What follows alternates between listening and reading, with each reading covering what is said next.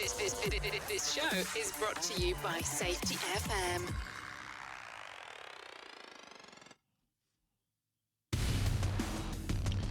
From the border of liberty and prosperity, and the highway to the north, this is Jim Posel with Safety Wars for Monday, October 24th, 2022. Welcome to Monday, and I tell you it was a busy Monday.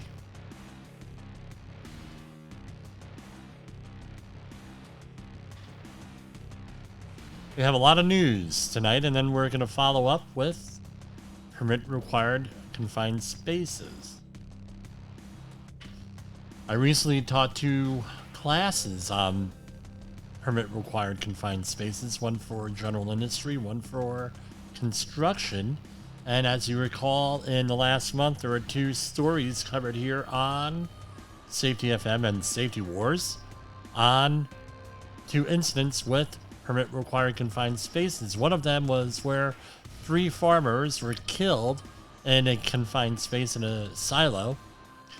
OSHA did not investigate because they were not employees. Interesting discussion to have, because OSHA does not apply to self-employed people. I always question, well then how come I have to have workers' comp if I'm not covered by OSHA and workers' comp does not cover self-employed people? But I digress, because it's in the spec is the answer. The other thing, there was a crawl space where someone got killed in a confined space. They were electrocuted in a crawl space in residential work, and guess what? They got cited initially for permit-required confined spaces. And let me preface this. We're going to talk about a lot of safety stories here today, and everybody is innocent till proven guilty, and if there are OSHA citations, then they're usually negotiated down, vacated, some settled, things litigated, what have you, all different types of things. So when we read the story here, it's just for the initial what the initial proposed stuff is from a regulatory agency. Really doesn't have a lot of a lot of influence sometimes on the final result. And here we go. And we're talking about the war in the Ukraine and nuclear issues. NATO allies warn Russia against dirty bomb plot in Ukraine. So this past week, more information came out today. Senior officials said Monday that they saw no evidence Russia was preparing to deploy a so-called dirty bomb in the Ukraine, but threatened consequences if they did. So what exactly is a dirty bomb? Dirty bomb is where you take radioactive material, radioactive sources, often from old, right, or stolen sources from medical equipment is commonly what they do. They may mill them down. They may put them intact around an explosive device, sort of like shrapnel, explode them, and then all this radioactive material goes all over. And it makes... No, it may be minimal amount of actual physical damage, but now you have a radiological dispersion of material all over the place. How dangerous may it be? Who knows, right? It all depends on what your situation is, but the terrorism and the infliction of terror and harm and everything else that goes along with it, now is what the perpetrators would be willing to cash in on. As far as cleaning up from a dirty bomb, it would depend on what was happening, but generally speaking, it would be vacuuming, it may be Windex, it may be just plain old cleaning up with shovels and brooms and things of that nature. If the material is actually embedded into things, you may need abrasive blasting, but the whole thing is this: no one's going to take the risk on that, so you end up having to demo everything and throw it out anyway. That's just what the reality is. That was my experience on the anthrax cleanups, which I did not talk about last week, was 21 years ago last week, and I was involved in those. I really don't comment on those on the air other than saying that I was involved with them because I could get into trouble with what I say because we're not allowed to talk about certain details on those that are not in the public record. So that's that. And then going on, mutiny in Putin's ranks. Conscripts drafted into Ukraine war threatened to topple Russian regime over spluttering. I've never heard of that word. Spluttering invasion. This is from the Daily Mail in the UK. So basically, what's going on is that a lot of people are being conscripted into Putin's military there, and they end up going, and they're saying a lot of bad stuff there about that. They've had to supply their own equipment in some cases, including body armor. They've had to supply their own food in some cases, and everything else that goes on with that you hear from soldiers in pretty much every war there. A lot of people, the descriptions of conscription services or of conscription in Russia have been similar to like disappearing people, right? Where they just pull up and grab you, throw you in there, and drive you away, take you away, never to be heard from. That's a lot of the stuff going on there, and they're making threats against people's families.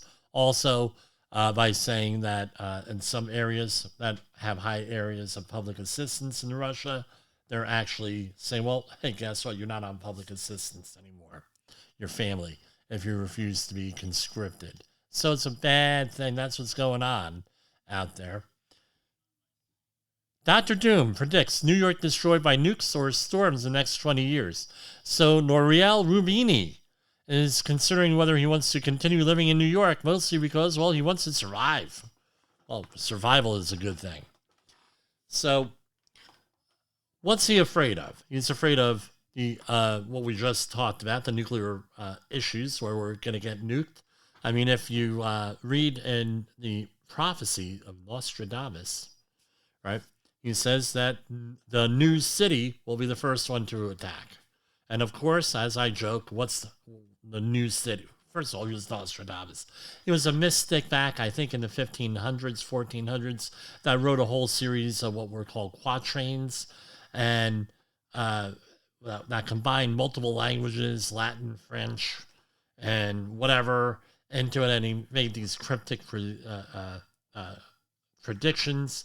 Some interesting, not so interesting, but people always say, things that come out, whatever. I mean, there's a whole cottage industry in Nostradamus.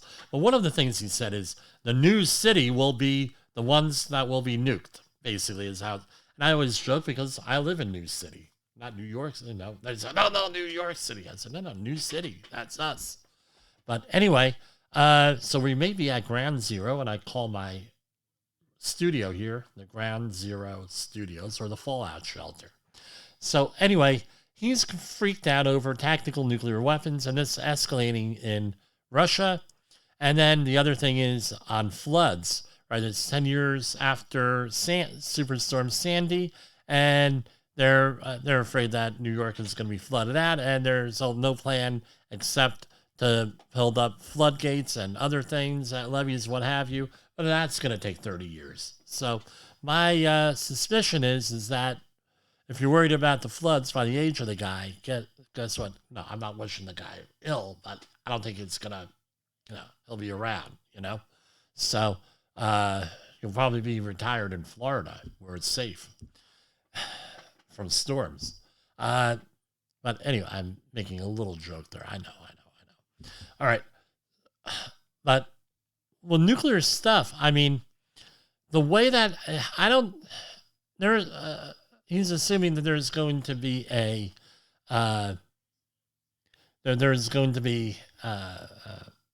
massive limited strike with nuclear stuff. That's not what's in the plans, dude. All right. There's going to be, if this thing goes, it's not going to be, unless it's from a terrorist or something, it's not going to be a limited strike. If we can identify where that bomb came from or who was responsible for that bomb, it's going to be a full exchange here. Uh, my opinion, I hate to be a doom and gloomer, but guess what? You have to deal with reality. So, anyway, I think he may be trying to prepare for retirement. I hope that's it, this guy, because he wrote a book many years ago called Mega Threats 10 Dangerous Trends that Imperil Our Future and How to Survive Them. So, as everyone here knows on the air, I had a recent death in the family. My father passed away, and my brother and I are, my two brothers and I, are helping my mother clean out the house and manage things and everything else. And I finally got a hold of some of my older books that I haven't read in like 30 years because they were in a trunk in the attic. And maybe 30 years is pushing it, maybe 25. And by the way, if you're interested in a whole bunch of Star Trek novels, give me a call. 845-269-5772. They're all original editions from the early 90s and late 80s. And now we can make a deal. But anyway, or jim@safetywars.com. But a lot of these books, and I'm jumping around a little bit, there were, in the 80s, I read a lot of books on eschatology, that is end times. And all these doom and gloomers and everything else that went on, none of this stuff has not come to fruition yet, or no, it just hasn't come to fruition. And after a while, I learned that most of this stuff was disaster porn. Basically, people selling books, and peddling a lot of this stuff on disasters. Well, and what was the whole mission, the whole thing for a lot of these, especially religious-based books? It was get right with God because there's going to be a disaster looming. And my religion, and I was exploring in different things in the 80s and early 90s, and my religious tradition now, so, right, and we did an in-depth study of this at church last year, was that most of the stuff, will there be a second coming into congregation? Yeah, probably. But most of the things predicted in the Bible have already come true, was the whole lineage. You don't sell books based on that. Well, don't worry, everything's going to be fine. Things for the most part, have already happened. You're not going to sell books on that. So a lot of these stuff, right, they're playing on people's fear. When I wrote my book, now out of print, on nuclear terrorism, it was written after 9/11. There were massive predictions of nuclear attack and things of that nature. All right. And I wasn't preying on people's fears. I was saying, look, this might happen and we need to prepare. And this is what it is, and trying to educate people to what the realities are of this situation, the best that we can model them. That's where we need to be on this. This is all about, we just finished 1 month of disaster preparation here in September. All of my programs are dedicated to that on a certain level. But that's what you will expand next year, I hope. But the whole thing is to prepare. These are what the reasonable and reality, what we're going on with. So here's another one. Pit bulls. You're going to say, what? Pit bulls? Yeah, pit bulls, not pimples. Pit bulls. So pit bulls are somewhat making a comeback, right? So National Pit Bull Awareness Day is on October 26th. And 50 years ago, they were much more popular, but now we're seeing people where these animals are being bred and treated and trained for fighting. That's happened for a long time. Dog fighting has been around for time immemorial, I'm sure. And of course, there's been people gambling on dog fighting for time immemorial. But it's like this. I've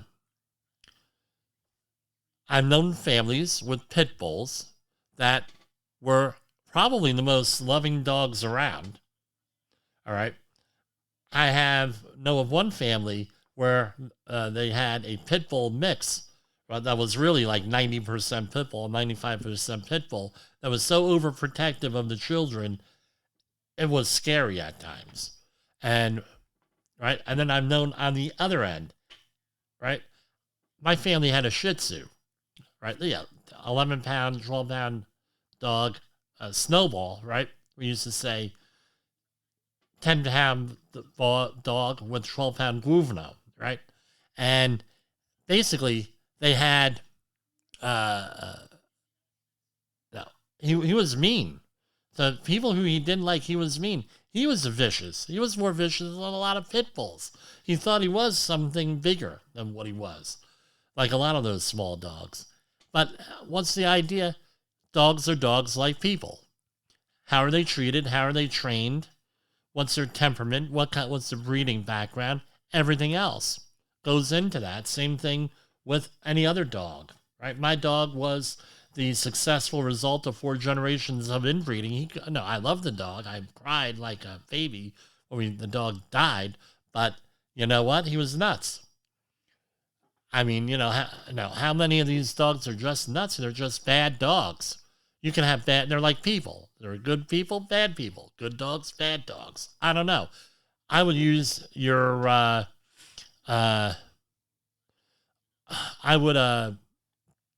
use your own discretion on here with any dog, whether it's a pit bull or it's another dog. But now there's a lot of myths, there's a lot of truths, there's a lot of fictions associated with those dogs. And I don't know. But let's remember something also.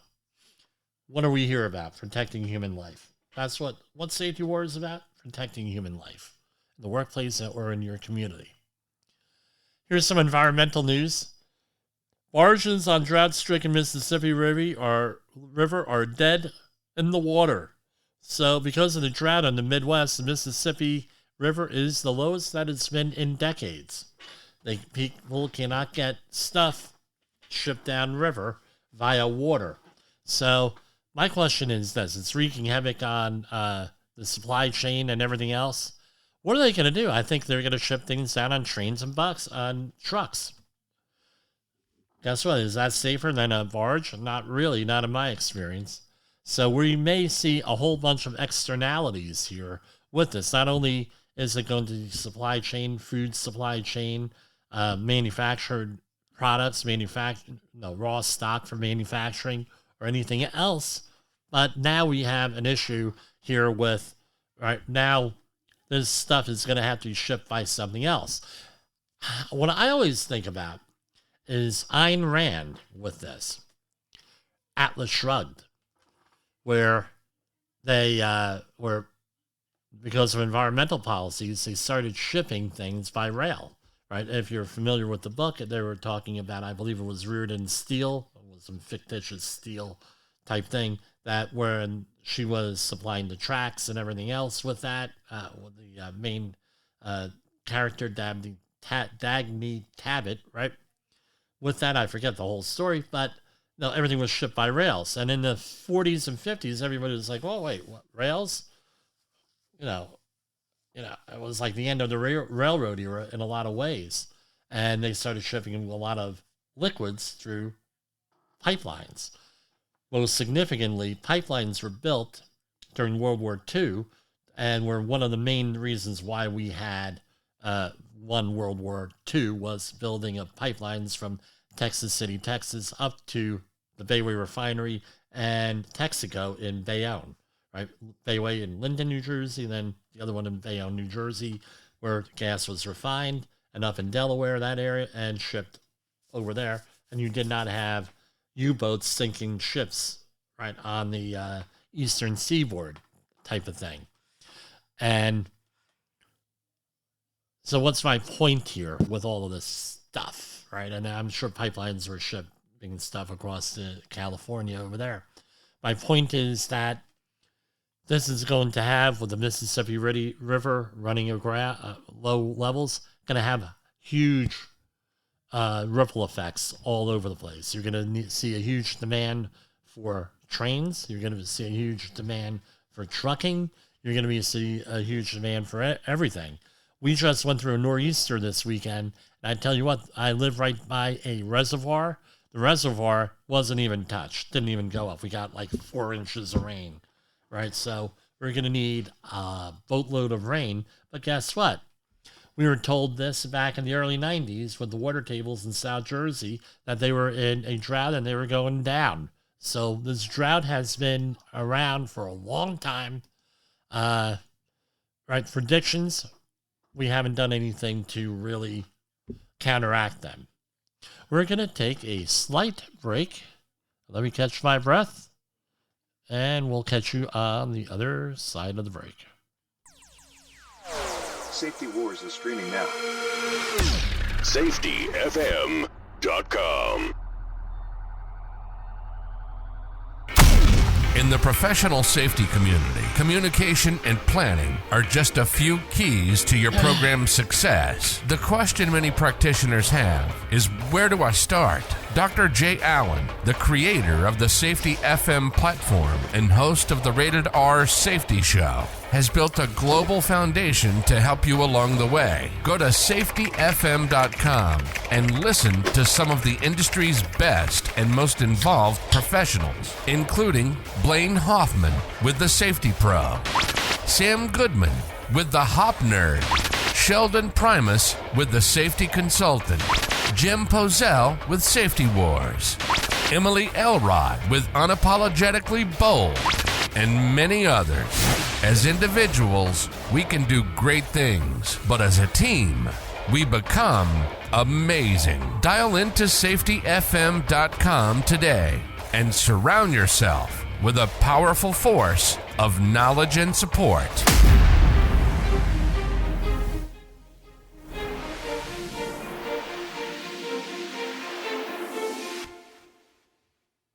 You are listening to Safety Wars. Tomorrow's Safety Today. So, some good news for me and Jay Allen here. But I think I'm in worse shape than Jay Allen, right? Scientists move closer to baldness cure after growing fully mature hair follicles in a lab.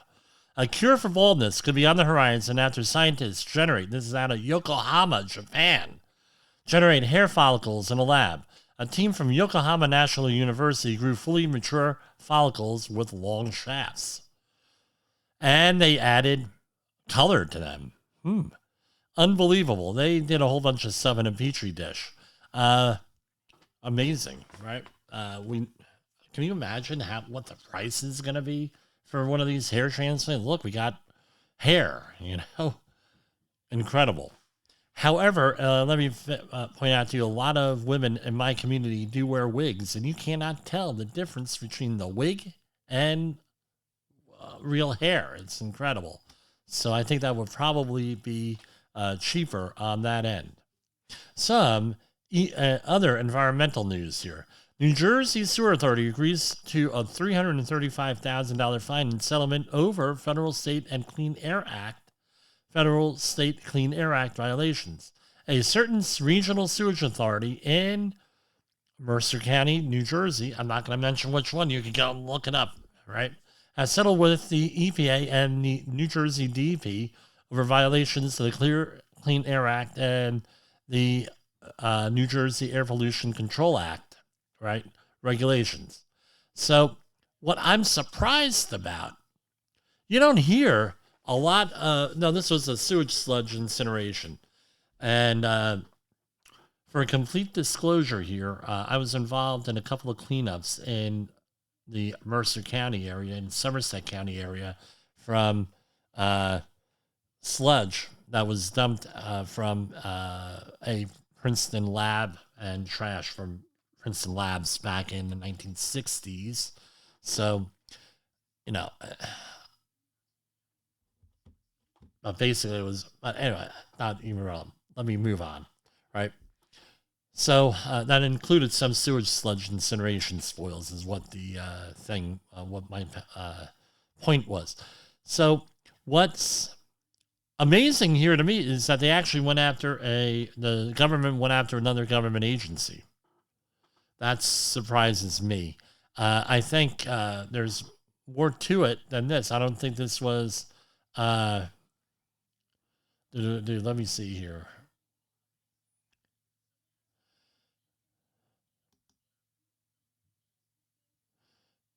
Yeah, basically, this is quasi-government or government agency getting fined. I find that, on a certain level, I find it a little bit refreshing because, as everyone knows, I don't believe in qualified immunity or absolute or sovereign immunity when it comes to environmental or safety issues. I don't do it. I don't believe it. That's me going into the swamp, temporarily here, right?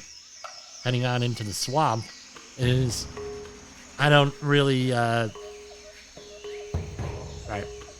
I don't really think it's fair that the government could do certain things that private individuals or companies would do. Now they're assessing a civil penalty here. My question is this: why isn't there any type of criminal penalty here? If you have public officials knowing that they're causing a problem here with breaking laws, right? I think that there should be like a criminal penalty to this, and I'm sure, but I'm fairly certain that they have sovereign immunity here. I mean, pollution is a big thing. You have a lot of people, I've been on jobs where people got convicted for dumping things illegally. Why? No, what's good for the goose is good for the gander. But that's me going into the swamp, and I'll remind everybody that my opinion is not the opinion of anyone else here on the statement, but on the, or statements are not the statements or opinions of anyone else here on the station. Everybody gets away from politics. I'm not exactly afraid of politics, right? Or religion, because we discussed religion today. And, I found all these old books. I got rid of them. I was like false doctrine, disaster porn, garbage, right? Let's get more into the traditional safety here, all right? So right now, Florida needs workers to rebuild after Ian, and undocumented migrants are stepping in. I know there are a lot of people, now we're dealing with a labor shortage up here in the Northeast, now that we're getting into the fall. All the landscape companies that might, and construction companies, especially now, construction is starting to slow down for even seasonal work. It's going to slow down. A lot of the families I've spoken to up here are moving on down, right? Whether they're immigrants or not, moving on down to Florida, Alabama, Georgia, the Carolinas to rebuild after Hurricane Ian. And I can see there being 3 to 5 years of construction down there. I know after Superstorm Sandy, it was 5 years of rebuilding in some of the areas, another isolated cases as things are still being rebuilt. But basically, this is what the issue is here. You have people going down there. We had last week OSHA saying they're in hurricane areas where they were hurricane hit that they were not going to do enforcement as much, right? That would be a memo if you're a disaster response trainer like me. You keep that, right? That press release. Now you have these workers being paid off the books, or they're going down there as the independent contractor, which none of them are, right? But that's what they're being paid as. Maybe setting up their own fly-by-night companies down there. Anything like this. Well, what's the point? There's no OSHA regulations, right, that they're following. And that is a problem. That's going to be a big problem. People getting hurt, people getting killed.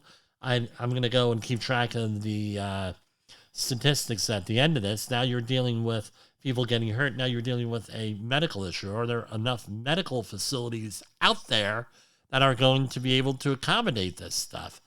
Because medical facilities are destroyed. It's something that we're going to have to face sooner or later here with these disasters, right? Again, shortage of PPE, supply chain, all of this stuff is built for a nightmare scenario down there. Diesel supply of just 25 days. This is from last week. This was widely reported. So we have a diesel supply of just 25 days and left in this country when we normally have a hell of a lot more. We usually have 55 days worth. So now we have the war in Ukraine, and there's another story here that we're getting refined gasoline from China now. Why? Because we're not accepting Russian crude on the oil markets, right? So now it's a similar situation as 1978, where they found a middleman. Well, what happened in 78? In 78, I remember going to visit my brother who was in the Navy down in Virginia Beach and going over the Bay Bridge, and the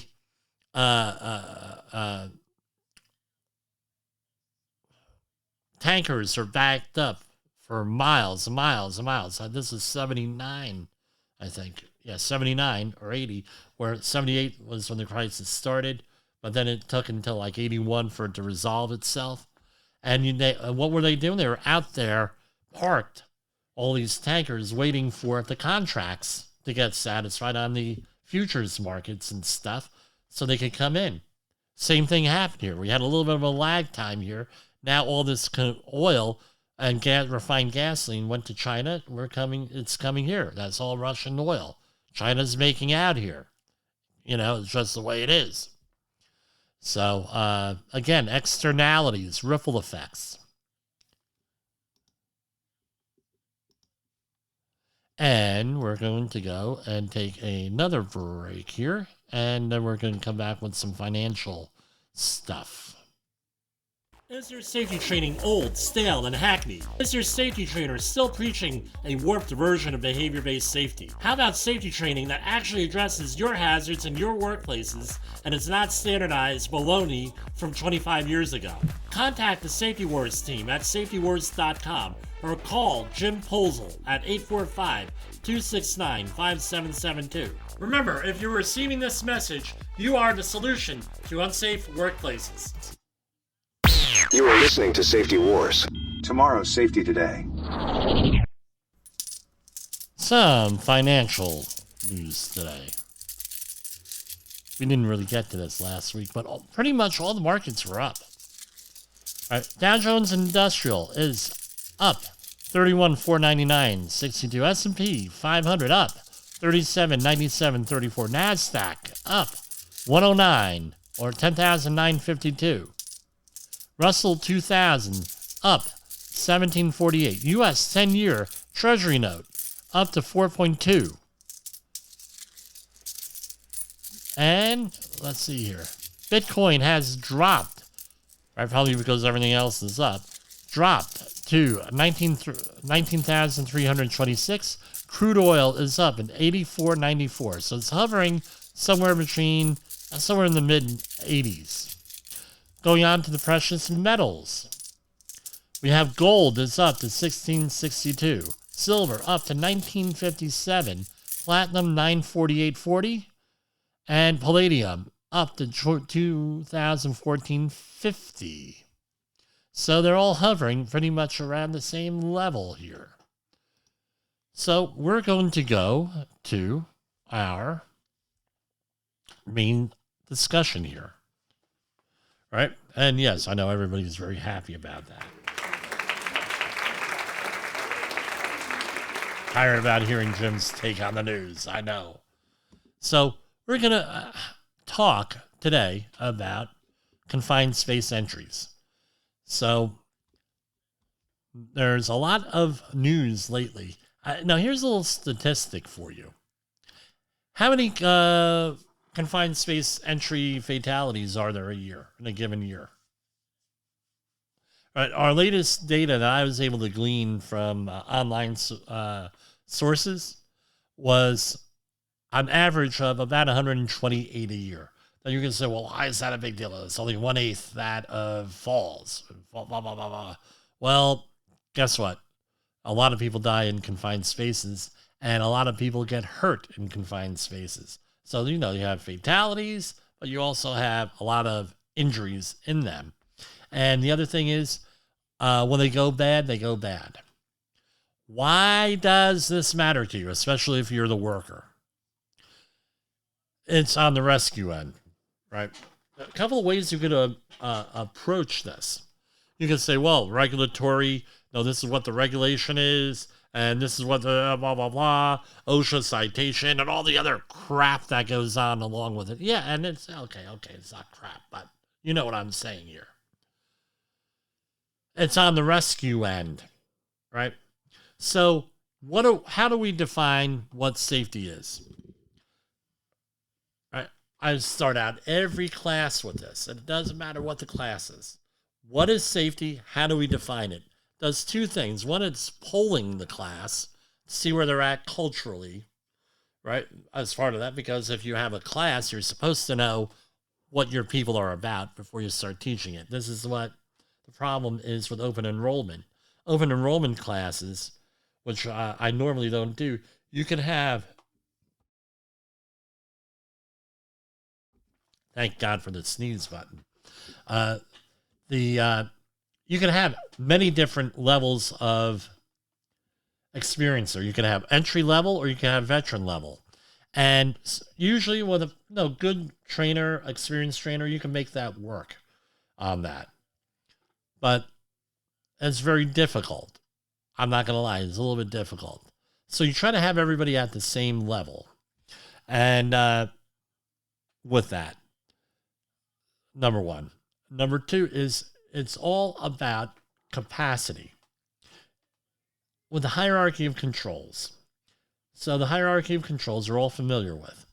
You try to eliminate the hazard. You try to substitute a lesser hazard for a worse hazard. You make something a lot safer, period.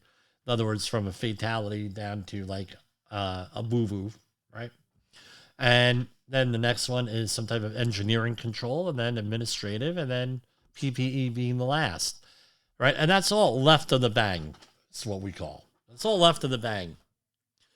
Well, you want to, and if you can manage things on left of the bang, right, and the bang being whatever the event is, then you don't have to get to the right of the bang. And that's all your response. And you're trying to prevent yourself from getting to the right of the bang, which is the rescue, because that's where organizations fail. So, for example, you're in what's one of the hazards in a permit-required confined space? Atmospheric. One of the common contaminants that's always, especially in construction, monitored is carbon monoxide. In general industry, it could be any number of things. You need an assessment and evaluation by a competent or qualified person or supervisor. You need some type of evaluation, what things are, setting up the program, blah, blah, blah, everything else. We know all of that. But let's say carbon monoxide poisoning, and I'm not a doctor here, but what's the treatment for carbon monoxide poisoning?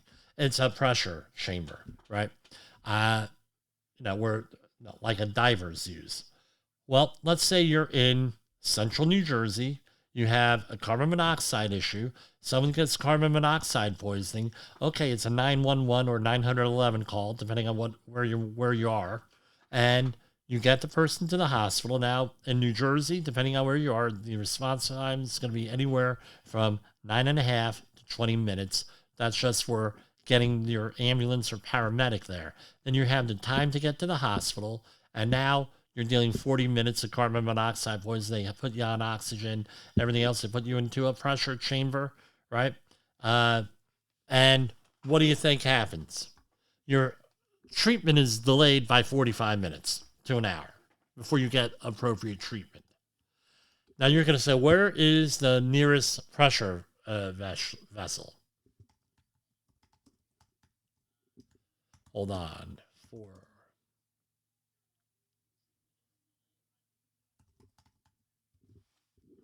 Right. So what do they call it? Decompression chamber, right? I always blank out on the name, right? It's a decompression chamber, right? Also, so you're decompressing. How does it work? They put you in a chamber with high levels of oxygen in the air, and they pressurize and they force oxygen into your blood, because carbon monoxide is what's called a chemical asphyxiant, where it reduces your body's ability, your blood cells, red blood cells' ability to absorb oxygen. It takes the place of oxygen on your cells. So they force oxygen into your system. It takes about, in my experience, where I've had to do this, like 7 hours to do. Okay. That's under the best of circumstances where your local hospital has one of these decompression chambers. Let's say you're in a rural area. that pressure chamber may be an hour away. They may need to airlift you to that. If you're going up to, I had to use one on an employee when I was on a dive job. The nearest one was an hour and a half away. And guess what? They were in the middle of a cycle when we got there. This isn't what you get out of a little burn unit where they, like I did with my father, where the wound care unit, where they put you in a plastic bag, right, and and pressurize it. This is the actual, this is the shit. This is the big one. You get there in the middle of the cycle. So now you have a guy sitting there, now getting medical treatment, of course, but now you're sitting there for 3 or 4 hours. So what's the idea of all these regulations is so you don't have to get there. Get to right of the bang. So you don't have to go in there and do everything else. Let's say that you're working for a Yahoo company and nobody wants to wear harnesses in a confined space. No one wants to be tethered off in accordance to the regulations. Then what happens? Oh, then it takes a hell of a lot longer to get it out. Now you have to get a rescue team to go in there if you can't do a self-rescue or a non-entry rescue. Now you tack on another 45 minutes onto the job. So now at best, you're dealing with a trip to the hospital, not getting the full-blown medical treatment within an hour and a half, hour and 45 minutes. That's how, if you're a trainer, where you have to approach it from. If you're dealing with an emergency response, what is that right of the bang thinking, right? What happens after that? What's your response? Because you don't ever want to get to that. And if you could stress that, then it makes all your other training easy. Does that make sense? Or am I just bugging you here? So you have confined space entry in construction now. That was brought about in August of 2015. Back in the early 90s, I think it was 1993, they had the general industry standard. And there are marked differences between the general industry and construction if you are a manager. If you're a worker, you don't see there's not a lot of differences. At least that's one man's opinion. But I'll say this. Most facilities out there, most people do not have the new, quote-unquote, 7-year-old confined space entry for construction training. They still all go off of general industry. So if it's your job as a safety professional or a contractor coming in to relay to your person in charge that, hey, you know that there's a new standard out there with a little bit different. Oh, well, shut up, right? Blah, blah, blah. I've heard that already, too. Okay, great. So what is a confined space? Something really simple. Right, and this is, a confined space, both under general industry and construction, is 3 things. We're not talking about maritime confined and enclosed spaces. That's a totally different discussion here. We're talking general industry and construction. So a confined space is large enough and so configured that an employee can bodily enter and perform the assigned work. Okay? Has limited or restricted means for entry and exit and is not designed for continuous human occupancy or employee occupancy, assuming that your employee is human, right? Some employers don't treat them as humans.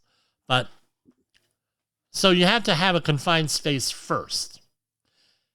This is where a lot of the debate happens, especially residential construction, where is an attic or a basement a confined space? The answer would probably, yeah, it's a confined space, but not always. But it has to be assessed under both regulations. Under the construction, it calls out for a competent person to assess confined spaces. In general industry, it doesn't. It just says somebody has to do it. But there has to be an assessment. So now you've met those 3 requirements. Now you're going into, is it a permit required confined space? Now you're going to say, well, who issues the permits? The permits are issued by a permit issuer. Yeah, well, okay, Jim, tell us something different. Usually a facility, or it's taken care of by contractor. This is where the issue arises here. A permit required confined spaces has to have those first 3, and it has to have something additional: hazardous atmosphere, engulfing material, converging walls, and the ever ubiquitous, I can't speak on a Monday night, the other ubiquitous other safety hazards. So we understand hazardous atmosphere there, and you're going to have to do an assessment what's in the space. But normally, you're going to be, the most important one by law is going to be oxygen. In general industry and construction, is the oxygen between 19.5% and 23.5%. In maritime, consequently, I know we're not talking about it's 22%, 19.5% and 22%, but there's different reasoning behind that. All right, engulfing materials, we're talking silage of some sort, usually, or something. Converging walls, where you can't get out. They're either bell bottom or they're converging together, or some other safety hazard. That could be flowing material, piping, sewage. It could be any number of things, lockout, tagout, electrical, things of that nature. So one of the recent stories was that a person was in a crawl space that had an electrical hazard and was electrocuted and died. They were cited under the Confined Space Entry standard here for what they were doing. So now the question is, okay, you have this. The permit issuer has to go and issue a permit.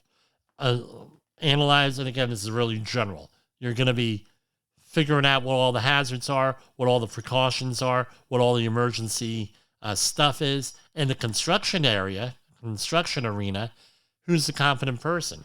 Who's responsible? Who's the host employer? Because this is what happened. It happens in general industry, and it happens again and again and again and again and again. It's like the hustle, right? You can imagine, if you don't know what the hustle is, you know, or Saturday Night Fever, you could Google it, the dancing in there. Everyone's pointing to everybody else under the general industry. I'm not responsible. I'm the host employer. I'm hiring you, the expert. We're never going into a permit required confined space. Ha ha ha ha ha. Then you get everything going, and they insist on going to the confined space. Major oil company, oil terminal in Tennessee did that to me. Jim, I'm going into the space. Well, you know what? You're not on the list, and it's against your company policy. Yeah, but I'm authorizing the work, and I'm authorizing the work. I'm going in. If you don't like it, F you. That's the response you get. Okay, you tell your boss, let your boss handle that. Which he didn't. But anyway, so where are we going here? So under the construction standard, the host employer has to be in on the confined space entry, whoever that is, or their designee, whoever that is. Gone are the days where we don't know shit. We know nothing. My name is Muffin. I don't know nothing. Those days are gone. All right. With that, under construction, everybody has to have a say. So you have your host employer, and you have your subcontractors and everything else going in underneath them. The host employer could delegate that to someone to manage, but the host employer has to be on there. And that's the major change. The other thing is the requirement of a competent person. Now, competent persons are always required under construction regulations because every job site has to be inspected and maintained and everything else and assessed by a competent person. Okay, great. So what goes into the whole thing is training, right? Even though you have your overall training, which I did today, where you sit down for several hours and you go over what the requirements are. You go over air monitoring, rescue, everything with the regulation, right? But you also have to have the day of training, site-specific training. Some people would call it a job hazard analysis, toolbox meeting, tailgate meeting, whatever you use, whatever's customary, whatever you call it, where you describe it well ahead of time. You go over the permit, job hazard analysis, what have you, in assessing the space. Then you make sure that you verify you have all the equipment. You have your tripod. You have harnesses. You're able to retrieve people. The people have a communication system. Again, you say, well, we have cell phones. A lot of facilities do not have cell phones. They're not allowed to have them. They're secure facilities, oil refineries, oil terminals, military facilities, hospitals, all this stuff may not be allowed to have phones. So now you have to have radios. Hopefully all this stuff is handled ahead of time and not the day of. Now, and the other thing is this, do a radio check. Every time I am in charge as a supervisor of a confined space, I do a radio check of some sort. Why? Because we had a guy, and Bob Shackleton, you're out there, you're going to be laughing over this, and all the people from one company that I used to work with, remember this guy, he used to walk around for 5 years with a broken radio. Right? Why? Because he didn't want to tell his employer that he broke his radio. So he put everybody in, and then I come there. Hey, dude, you got the radio, Casey? Oh, no, it's okay. And then he walks away. Went through this for 5 years. Luckily, I knew it was broken. Luckily, I said, I tell you what, use my radio. Right? I got another one. I have capacity. So, yeah, again, that's something that has happened. Do you have a means of communication? Right? Are your atmospheric hazards? What are they? Are you measuring them? This is another failure point in here, where the atmospheric hazards under confined space general industry, technically you don't have to do continuous monitoring unless the permit says so or the person in charge says so. Under construction, you got to do it all the time. So, is that equipment the appropriate equipment? Is that equipment calibrated? Is it charged? Do you have somebody who knows what the hell they're doing with it? Right? What are the readings? I tell people, even if I'm the required confined space entry attendant, right? We'll go into roles in a minute here. I say, ask me what the readings are. Don't take my word for it. Ask me. Let me show you what the readings are.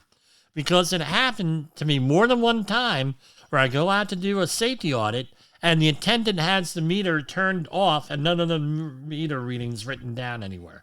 And then it's like, Jim, they have data loggers. Well, data loggers don't work all the time, especially when you send people out in the field with meters without a laptop computer to download everything.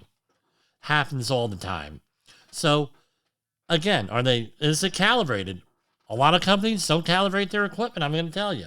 When I'm on site, it's in my contract. The equipment gets calibrated every day, at least once a day. And I do a cal check at the end of the day. Every day, the machines are out there. It's easy enough.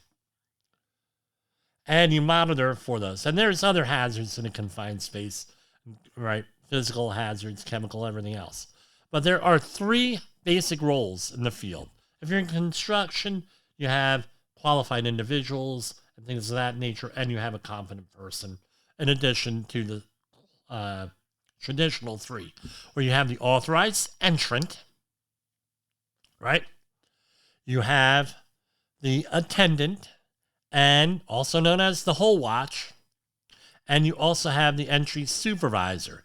The entry supervisor could fulfill multiple roles, but it's not really recommended. Right? It could, for example, could probably be the attendant, right? Attendant supervisor, that's very common. I've never seen attendant and supervisor being also the entrant, except for maybe to check on something or something in and out sort of thing. So what's the entrant? The entrant has got to be through all the training, has got for the job and for what they're doing. It has to be aware of the chemical hazards and the other hazards, warning properties, and everything else associated with confined spaces. Got to be on board, right, with everything. Has to have the authority to stop work, too. Say, hey, this doesn't look right. I'm getting out of here. This doesn't smell right. There's something wrong. I have a bad feeling about this, right, and everything else. The attendant, on the other hand, has the job. That's what his or her job is. They're the attendant. They're sitting there. They're hanging out. They're watching. They're doing everything else with that. All right? They're the ones who are doing air monitoring. They're the ones doing, notifying emergency services. They're effectuating a non-entry rescue. They're first aid CPR trained, current. All that stuff goes into an attendant. They're not also a worker. I mean, can you hand me that wrench right outside? Yeah, okay. And they don't leave their spot. They hand a wrench in, fine. But what we're talking about is, hey, make a run out to the lunch truck and get us coffee, that sort of thing. Run out to the truck and get, they're gone for an hour. They come back, the people are dead. That sort of thing. That's what you want to avoid doing. So that's what the job is. And I'm not going into everything. Communicate. Keep track of everything. Keep track of the paperwork. Do the air monitor. Record the air monitoring results. All this stuff and more are the attendant. And the supervisor, like the name would imply, basically supervises everything and has to arrange for emergency services. And this is where the dangerous thing is. Are the emergency services available appropriate to what you're doing? Now you're going to say, well, Jim, that's a funny, that's funny. What do you mean they're not available? We just call, our plan is just to call 911. Well, did you talk to them? Did you talk to the emergency services? If you're in the metro New York area, I can almost guarantee if you're in New York City, any of the surrounding counties, even on the other side of the river, chances are you have people who are highly trained. Every metropolitan area. Well, let's say you're in the middle of nowhere. Are they trained? Do they have the right equipment? I'm not saying they're evil. I'm not saying they're stupid. I'm not saying anything like that. Like what people are going to say tomorrow or tonight. What I'm saying is, are they trained to do confined space entry rescue? If you're dealing in the middle of nowhere, they may not. So you may have to work with them to do two things. One, equip them and train them. Right? I've had clients do that. Oh, we're relying on the local emergency responders, and guess what? Here's a check for $500,000. You go and train your people. We'll be starting work in 2 months. Guess what? They get all the stuff they need, they get all the training they need, and everything else. Or they say, look, we're going to hire our own rescue team and everything, or we're going to train one in-house, which has its own requirements, own evaluation, and everything else. It could be a pain in the neck. But guess what? Companies can do it, and they can do it effectively, right? But it requires a lot of admin, a lot of people on top of things. That's the other option on that. Where you don't want to be is like where I was a very young safety professional, and we were in an extremely rural area, and the quote-unquote confined space entry supervisors said, everything is in order. Everything is good. Jim, don't worry about a thing. Don't worry. Everything's good. I notified everything, blah, blah, blah. And then they had a problem in a confined space and with a fire, and you call 911, and they pick up the phone, and it's a small town, and they know you because you've been there for a month, and they say, oh, Jimmy, you're from New Jersey. Yeah. Well, your supervisor's, Frank over there, we told him that we are not equipped to fight fires or do anything else in a confined space. And then you're screwed at that point. Then you have a problem. You don't want to be in that situation. So this is one of confined space entry, one of the battles of the safety war. And we'll see you tomorrow for Safety Wars. This is Jim Posel. The views and opinions expressed on this podcast are those of the host and its guest and do not necessarily reflect the official policy or position of the company. Examples of analysis discussed within this podcast are only examples. They should not be utilized in the real world as the only solution available, as they are based only on very limited and dated open source information. Assumptions made within this analysis are not reflective of the position of the company. No part of this podcast may be reproduced, stored in a retrieval system, or transmitted in any form or by any means, mechanical, electronic, recording, or otherwise, without prior written permission of the creator of the podcast, Jay Allen.